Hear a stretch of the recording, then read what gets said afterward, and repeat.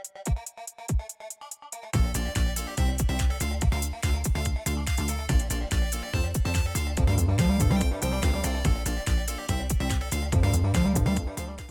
mushlings, I'm Zilxari and welcome to my wonderful whimsical world. Guys, yes! You're finally getting the content that I teased like half a year ago. It's my VSHOJO fan project. So let's get started. I first had to locate as many Draculoras as I could find in my handy dandy chaos cupboard, drawer, pantry and other secret locations. Once acquired, I made a tasty Draculora stew, removing the factory paint with 100% acetone and the hair goop with some slizzers and a scrapey device. I started this project back in July of 2022, but unfortunately due to some health and personal circumstances I had to delay it. That, and I also tried to make everything all at once, so I definitely got nowhere with that. But don't worry, that means you have plenty of videos to look forward to in the works. Initially, I was going to leave Ironmouse as the last VSHOJO member to make, as I wanted to do her justice, especially since she means so much to many other creators, including myself. But we're here, and she is the first, so talk about pressure much. Ironmouse was the first VTuber I stumbled across back during the virus days. She has a wonderful positivity that is contagious, but in a good way. The Demon Queen led me down the path of VTubing, and although I might be late to the party as always, I'm glad to have found a space where it's okay to be me. It was the push I needed to finally start creating my own content. If you ever see this, Ironmouse, thank you so much. Anyways, enough about me, let's get to know more about Ironmouse. Ironmouse emerged from the depths of the underworld to explore Earth, a demon queen who became obsessed with the human realm, their culture, and streamers known as VTubers. I wanted to do something a bit different, so instead of making a design that already exists, I decided to make it a challenge and add a dash of Zilxari pizzazz to each project. For Mousy, I decided to base it around her lore from Heavenfall, hence we're going to make Corrupted Ironmouse. Mouse is 147 centimeters or 4 foot 10 inches. To add some height variation between the VSHOJO girls, I removed some of the middle torso and used wire and forbidden glue to keep it together prior to sculpting with epoxy clay. Then it's just a matter of smoothing out the torso, forming some horns, and adding some devilish hips, buns and titolinis. When dry, we must create some forbidden nose dust and seal with a layer of Mr. Super Clear. Please. The dust is removed, and then using some acrylics, I painted the horns with white and the body with some apricot pink. Ironmouse started her streaming journey back in August of 2017 on a platform called YouNow. This was in order to absorb human souls, an ability she discovered to sustain her stay on Earth through the internet. Eventually picking up streaming on Twitch as well in late 2018. As she naturally drew in more humans to her precious family, she found the soul energy of her viewers was enough to sustain her without having to consume the whole human soul. For the blushing, I did use a little bit of yellow and blue to dull down the pink undertone, but I wanted to keep more of the pink skin tone as Mousy loves Monster High dolls, so keeping some of the Draculora vibes just felt right. Going back in with hot pink for the cheeks, nose, joints and titolinis. Bringing in magenta and purple for the left shoulder, eyeshadow and forehead blushing. In November 2020, Mouse announced her membership as part of VSHOJO, a company on a mission to help VTubers turn their passion into a profession and provide the support to make their dreams become a reality. Sounds pretty sweet, right? I also added some black to the top of the left horn. These inner monster wings are the whole reason I started this project. They just reminded me of Mousy. Yellow is not the colour we are going for, so these were spray painted with white, going back in with black for the left side. To tie in the colour scheme later, I used some purple and magenta to blush the left wing and gold for the right wing, which I kind of forgot to record. Mouse hosts a variety of content on her streams, including karaoke, voice acting, gaming, fan art, showcases and competitions, her Speak of the Devil talk show, just chatting, and honestly, pretty much any idea she has, she will find a way to make it possible. Larger feathers were made of warbler, cutting out different sized teardrop snippings, all the way around the outside just before the middle and twisting to separate the edges a tad. Smaller feathers were just big feathers cut into small ones. 'Tis featherception. Summon some more feathers with the plumer ritual and stash them away until required. I believe there are 26 baby floofs and 34 big flappers, but also I might not be able to count, so you tell me. To get the floofs stuck on, I laid down a thin layer of golden goo on the right wing and heated up the end of the warbler before sticking them in place. Painstakingly, one by one, working inward, adjusting the position and angle for variation. The earth name given for Mousie's weakened state is known as common variable immune deficiency. This impairs her immune system, causing an increased susceptibility to infection, gastrointestinal issues, further autoimmune disorders, and development of abnormal cellular growth. Despite all this, and the battles she faced during Heavenfall, Mouse has an immense positivity, remaining friendly to those she meets along her journey, and a bundle of endless talent. When the big flappers were in place, then the baby floofs were added along the edge to hide the seam lines. To hide the seams of the seam-hiding floofs, a handful of MariGold teardrop gems were added. I was going to leave them as is, but they didn't quite match. Thus, a coat of deluxe gold was placed along the top with some detailing along the wingy veins and dry brushing on the feather edges. Some little golden stars were also added off camera, which you'll see later on.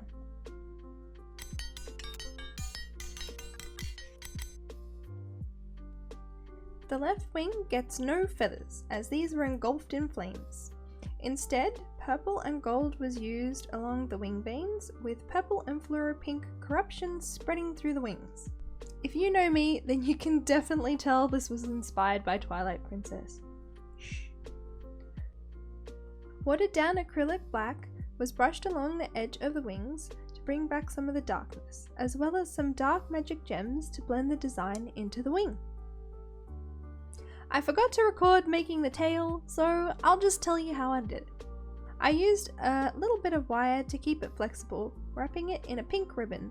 For the end blib, I used some warbler to make half a heart, painting it black with some neon pink outlining. Black glitter was added to the center, and the Ironmouse bell hung on the side, but in purple. I wanted to keep the wings and tail detachable, just like how you can toggle assets, summon them on command. To do this, I stuck the tail and some ribbon to the wing, adding some extra padding to prevent damage from wear and tear. The hair was a bit of a challenge because I knew how I wanted it to look, but I didn't know how well it was going to work. I used a combination of 3 different nylons from Custom Doll Hair AU, including Cinder, Lilac, and Precious, coincidentally a very appropriate pink. Initially, I wanted to use Cinder only for the bottom and cut the ponytail short, but decided to lean into the split dye style. Plus, it also gives Draculaura vibes, so that's a bonus little homage. The wefts prepared were all a different combination of the 3 colours, but keeping one side mostly Precious with streaks of lilac, and the other with mostly lilac cinder mix. I focused on getting the wefts to sit around the wire for her ponytail, with more Precious and lilac in the center and lilac cinder on the outside, making sure I left space at the bottom for a half down, half up look. Going back and rerouting around the hairline, picking out some hair near the ears to drape at the front and cut to length. I had to tie her ponytail off camera because I kept knocking it over. Then it's just a matter of rinse and repeat on the other side, just in Precious and Lilac. I had laid out little sections as to where the darker wefts would go, but I completely ignored it and did my own thing, as always. In order for Mousie to blend into the realm as long as possible, she wears a bell to hide her true strength. She has also brainwashed a Puerto Rican family into believing that she is their daughter. Shh, don't tell anyone, it's our secret. To do the back and the fringe, I folded the wefts into themselves to hide any unsightly sections. I found using a ribbon cut to shape a great trick for the wefts to sit nicely without sticking them on until I was ready. Especially the fringe, as I wanted to do the face up before I stuck that in place.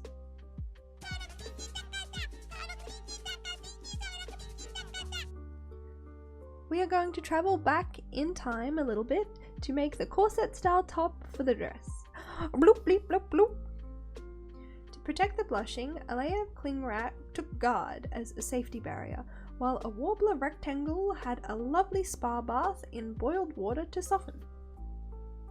After gooey enough, the top was snipped and the warbler was moulded to Mousie's chest perfectly, cutting to shape and adjusting sections to mimic a corset.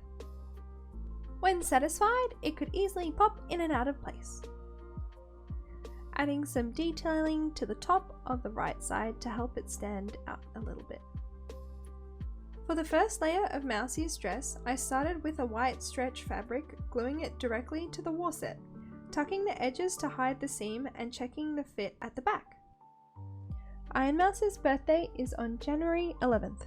Some say she ages, but according to my research, she may be eternally stuck at the age of 6,669, as far as ancient scripts have noted. Starting with the left side, I used a combination of burgundy and sparkly navy sheer fabrics, heat sealing the edges for an intentionally long time. Pinning down the burgundy first, moving from the center outward to the left side. Repeating the same process with the navy, but on a slightly higher angle to allow a tittle tad of burgundy to peek through. Then it's my arch nemesis, Swing, that has come to battle me, with needle attack, trying to poke at my fingers at any opening. It was a very effective attack. Satan also has shape-shifting and a purification abilities, however requires careful timing in order to prevent consuming too much of her power. Bringing in some purplic fabric that was previously white but became doused with a magical concoction. The right side has a very similar process to the left. The first layer was glued from the center out toward the right. The second layer was gathered at the top, creating a little boob pocket, cutting off any excess. The third layer was added just below the boob pocket for some extra volume, battling my nemesis yet again. For the back to connect, I used two eyelets on either side, gold on the purpling side and black on the burgundy side. To do this, I poked a hole with little and big stabbies to make it wide enough, pushing the eyelet in place with the ring on the other side. Then just whack whack whack to create a little earthquake. That's how you know you've done it the right way. It's not perfect, but it'll do.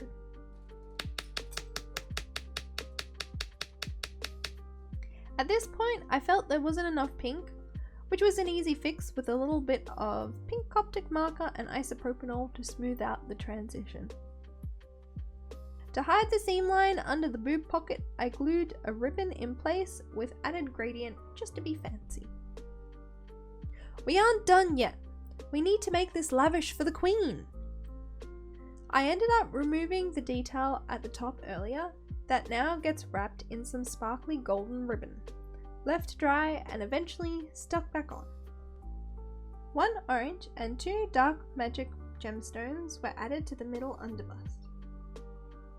Then comes the golden chain, stringing 4 loops of various lengths on the right and 2.5 on the left side.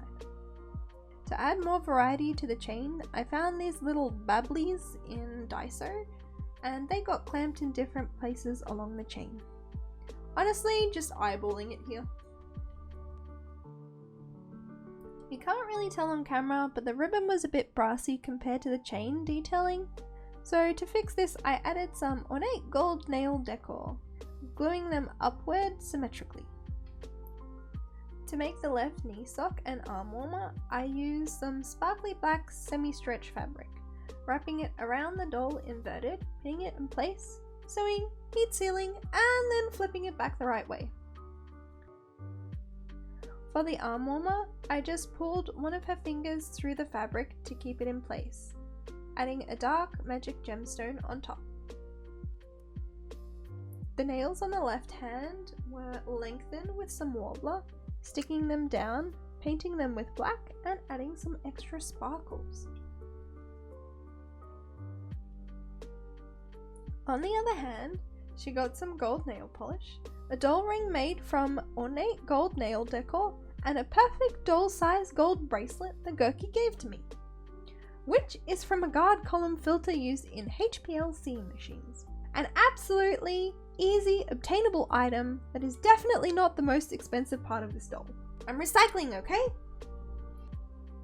Now to make some extra blibs, and yes, they're detachable. I eyeballed a batwing on some warbler, cutting it out and adding a pin to the base, painting it black. For the other side, I had a spare feather from the shoes I made, sticking a pin at the bottom and adding some white paint. Both wings got detailing, eventually adding some stars on the batwing, which you'll see later.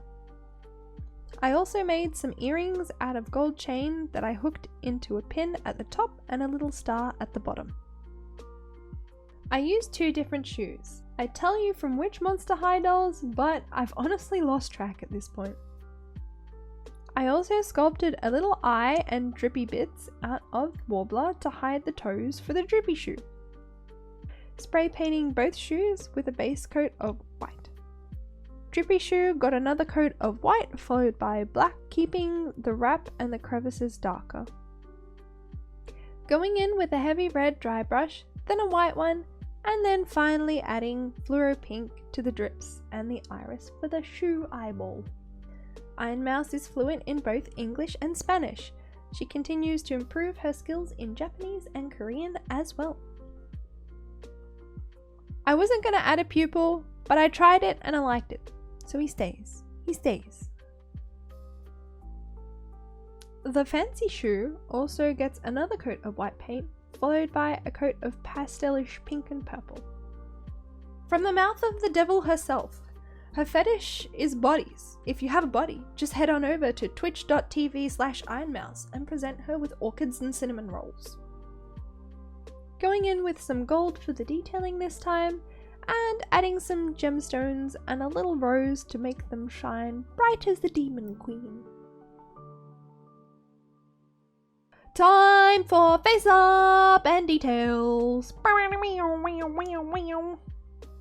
Oh my gosh, it's so close.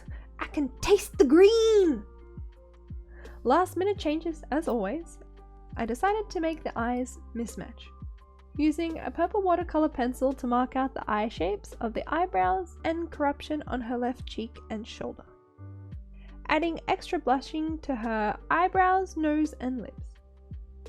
Going over the sclera and preliminary lines laid down with dark purple and white irises on the left. The right side got a white sclera with a gold iris, adding in light and dark purple detailing.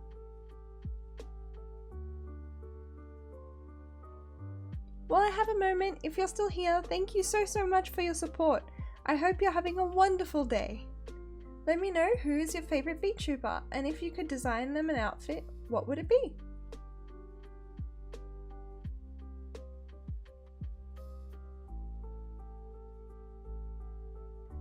Eyebrows, eyelids and eyelashes were a combination of dark purple and white. Eventually I caved in and added some black to the eyelashes as well. Lips were painted gold with the center blessed with a dark purple, flicking the ends to make a slight smile. Adding white highlights to the lips and right eye for final touches. Taking a break from her eyes, the corruption lines on her arms were darkened with more of that lovely purple. Return of the beloved fluoro pink! Oh, the joy! This was added to the left iris and the center of the corruption lines stemming from the iris and from the top of the shoulders downward. I present to you the beloved queen, Corrupted Ironmouse.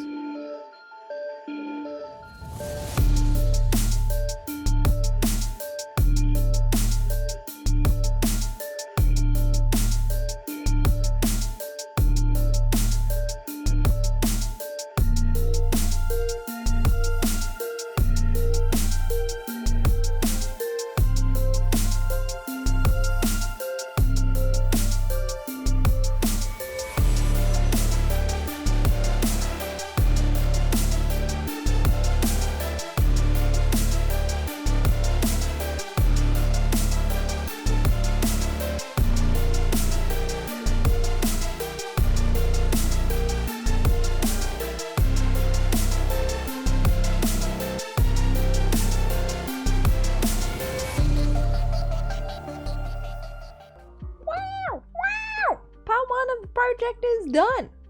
Please go send Mousy some love and consider donating plasma to support the Demon Queen and those in need. Corrupted Ironmouse turned out so much better than I thought she would in the new deadline I gave myself thanks to the Dress Up Satan event. If you haven't seen the designs, please go check them out. They were amazing and congrats to all the winners. If you love this design as much as I do, please consider doing all the lovely things and maybe one day the queen herself might find her way to the Forgotten Forest. She is cute, she is tentacly. Which VTuber is next? Guess in the comments below. I hope you enjoyed our craft times together. Feel free to join the forest. I'd love to hang out more. Hope to see you looming around. Bye!